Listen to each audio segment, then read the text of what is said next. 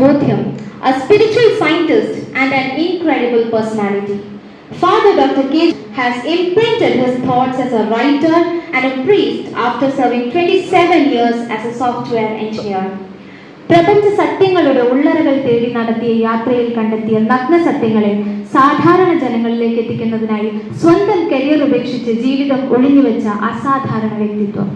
I invite the author of Gospel of Manoj, Satyadeva Pustakam, founder and chairman of Life Giving News and patron Bothyam, Father Dr. Manoj, for felicitation.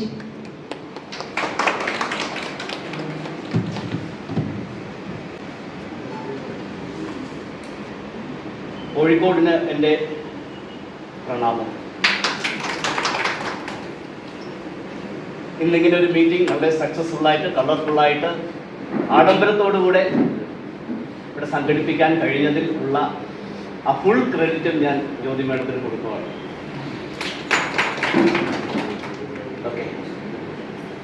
Okay നിങ്ങളോടൊരു question ചോദിക്കട്ടെ. നിങ്ങൾ ആരാണ് എന്ന് ഞാൻ ചോദിച്ചു കഴിഞ്ഞാൽ ആദ്യം നിങ്ങളുടെ മനസ്സിനകത്ത് ഓർമ്മ വരുന്ന ഒരു പൊസിഷൻ എന്തായിരിക്കും? മനസ്സിൽ തന്നെ വെച്ചാൽ നമ്മുടെ ചീഫ് ഗസ്റ്റ് ആയിട്ട് വന്ന മാഡത്തിനോട് ചോദിച്ചാൽ പറയും ഞാനൊരു APP ആണ് എന്ന് പറയും അല്ലേ?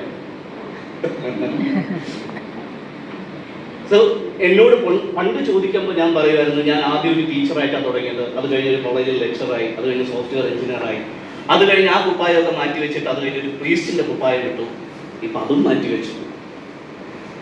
അപ്പൊ ശരിക്കുമുള്ളൊരു ഐഡന്റിറ്റി എന്താണ് എന്നുള്ളത് തിരിച്ചറിയുകയാണ് ജീവിതത്തിലെ ഏറ്റവും പരമപ്രധാനമായ ലക്ഷ്യം. എന്താണ് നിങ്ങളുടെ ഐഡന്റിറ്റി?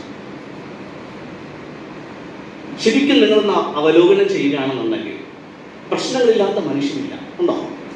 ഇല്ല. പക്ഷെ ഈ പ്രശ്നങ്ങളുടെ ഉറവിടം എവിടെയാണെന്ന് ചോദിച്ചു കഴിഞ്ഞാൽ നിങ്ങൾ ഉണ്ടാക്കിയെടുത്ത് വെച്ചിരിക്കുന്ന ഐഡന്റിറ്റിയാണ് നിങ്ങളുടെ എല്ലാ പ്രശ്നങ്ങളും. നിങ്ങൾ ഉണ്ടാക്കി വെച്ചിരിക്കുന്ന ഐഡന്റിറ്റിയിൽ നിന്നാണ് എല്ലാ പ്രശ്നങ്ങളും. പക്ഷെ നിങ്ങളുടെ ട്രൂ ഐഡന്റിറ്റി നിങ്ങൾക്ക് തിരിച്ചറിയാൻ കഴിഞ്ഞു കഴിഞ്ഞാൽ നിങ്ങളുടെ പ്രശ്നങ്ങളെല്ലാം തീർന്നു. നിങ്ങളത് ചിന്തിച്ചു നോക്കി. നിങ്ങളൊരു അപ്പനാണ്. ഒരു അപ്പനെന്നൊക്കെ നിലയിൽ ഒത്തിരി പ്രശ്നങ്ങളുണ്ട്. നിങ്ങളൊരു അമ്മയാണ്. അമ്മയെ നമ്മുടെ ഒത്തിരി പ്രശ്നങ്ങളുണ്ട്. നിങ്ങൾ മകളാണ്, മകനാണ്, ഒത്തിരി പ്രശ്നങ്ങളുണ്ട്. നിങ്ങളുടെ പ്രൊഫഷണൽ ലൈഫിലേക്ക് വന്നേ നിങ്ങളൊരു ഡോക്ടറാണ്, പ്രശ്നങ്ങൾ കൂടും. നേരത്തെ നമ്മുടെ അടുത്തൊരു ഗസ്റ്റായിട്ട് SI മാഡം ഉണ്ടായിരുന്നു. അവരോട് ചോദിച്ചു കഴിഞ്ഞാൽ അവരുടെ മേശപ്പുറത്ത് നിറയെ പ്രശ്നങ്ങളുടെ റെക്കോർഡുകളായി. സോ നമ്മൾ ഗെയിൻ ചെയ്തെടുത്തിരിക്കുന്ന ഐഡന്റിറ്റിയാണ് നമ്മുടെ പ്രശ്നങ്ങളുടെ കാരണം. സോ ഈ ഗെയിൻ ചെയ്ത ഐഡന്റിറ്റി ഒക്കെ മാറ്റി വെച്ചിട്ട് നമ്മുടെ ട്രൂ ഐഡന്റിറ്റിയെ കണ്ടുപിടിക്കാനായാൽ, അത് മനസ്സിലാക്കാനായാൽ, അതിൽ നിങ്ങൾക്ക് ജീവിക്കാനായാൽ നിങ്ങളുടെ പ്രശ്നങ്ങളെല്ലാം തീർന്നു. അപ്പൊ ബോധ്യത്തിന്റെ 2 ലക്ഷ്യങ്ങൾ എന്ന് പറയുന്നത്, ഒന്ന്, തുടക്കത്തിൽ 1000 പേരെ അവരുടെ ട്രൂ ഐഡന്റിറ്റി മനസ്സിലാക്കി അതിൽ ജീവിക്കാനായിട്ട് അവരെ ട്രെയിൻ ചെയ്ത് മറ്റുള്ളവർക്കും കൂടെ പ്രയോജനകരമായ രീതിയിൽ അവരുടെ ഐഡന്റിറ്റിയെ റിവീൽ ചെയ്ത് കൊടുക്കുക എന്നുള്ളതാണ് ബോധ്യത്തിന്റെ ആദ്യത്തെ ലക്ഷ്യം. രണ്ടാമത്തെ ലക്ഷ്യം, അൺഫോർച്ചുനേറ്റ്ലി ഐഡന്റിറ്റിയെ തിരിച്ചറിയാൻ കഴിയാതെ പല ഐഡന്റിറ്റിയിൽ ജീവിക്കുന്ന വ്യക്തികളുടെ പ്രശ്നങ്ങളെ ഒന്ന് പരിഹരിക്കാൻ സഹായിക്കാനായി ഐഡന്റിറ്റി മനസ്സിലായ വ്യക്തികളെ ഇക്വിപ്പ് ചെയ്യുന്നതാണ് രണ്ടാമത്തെ ലക്ഷ്യം. അതിന് തീർച്ചയായിട്ടും നമുക്ക് ഗവൺമെന്റിന്റെ സഹായം വേണ്ടി വരും, വിവിധ സംഘടനകളുടെ സഹായം വേണ്ടി വരും. അപ്പൊ അങ്ങനെ ഒരു കമ്മ്യൂണിറ്റി ആയിട്ട് നമുക്ക് വളരാൻ വേണ്ടിയിട്ടാണ് ബോധ്യം ലക്ഷ്യമിടുന്നത്. സോ അതിന് തുടക്കത്തിൽ ഈ ഒരു ആശയം കൊണ്ടുവന്നത് കലാകമ്മലാണ്. അപ്പോൾ അതിന് പൂർണ്ണമായിട്ടുള്ള പിന്തുണ നൽകാമെന്നുള്ള ഒരു വാക്കോടുകൂടെയാണ് ഞങ്ങൾ ഈ പരിപാടി തുടങ്ങുന്നത്. കുറച്ച് കഴിഞ്ഞപ്പോൾ ലൈലാമ്മ മാഡത്തിനെ പോലെ, ജ്യോതി മാഡത്തിനെ പോലെ, തുളസി മാഡത്തിനെ പോലെ ഒത്തിരി പേര് കൈകോർത്ത് നിന്ന് നമുക്ക് ഈ സംഘടനയെ വളർത്തിയെടുക്കാം.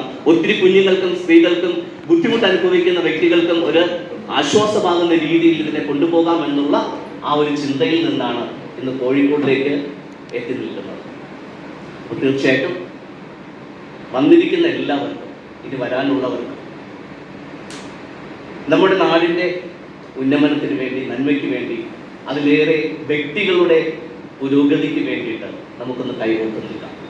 കാരണം നമുക്ക് പലരെയും നമുക്ക് പഴിചാരം. ഗവൺമെന്റ് അങ്ങനെയാണ്, രാഷ്ട്രീയക്കാരിങ്ങനെയാണ്, പോലീസുകാരങ്ങനെയാണ്, വനിതാ കമ്മീഷൻ ഇങ്ങനെയാണ്, ഇങ്ങനെ നമുക്ക് പഴിചാരാൻ തന്നെ ഒത്തിരി ഉപാധികളുണ്ട്. പക്ഷേ അതിനേക്കാളേറെ നമുക്കെന്ത് ചെയ്യാൻ പറ്റും? ചെറിയ കാര്യമാണെങ്കിലും നമുക്കതിന് വേണ്ടിയിട്ട് എന്ത് കോൺട്രിബ്യൂട്ട് ചെയ്യാൻ പറ്റും? എന്ന് കേട്ടുകൊണ്ടിരിക്കുന്ന ഈ പ്രശ്നങ്ങൾക്ക് വേണ്ടിയിട്ട് നമ്മുടെ ഭാഗത്തുനിന്ന് എന്ത് എഫേർട്ട് ഇടാൻ പറ്റും? അതിനു വേണ്ടിയിട്ട് നമ്മളാൽ കഴിയുന്ന രീതിയിൽ നമുക്കൊന്ന് കൈകോർക്കാം.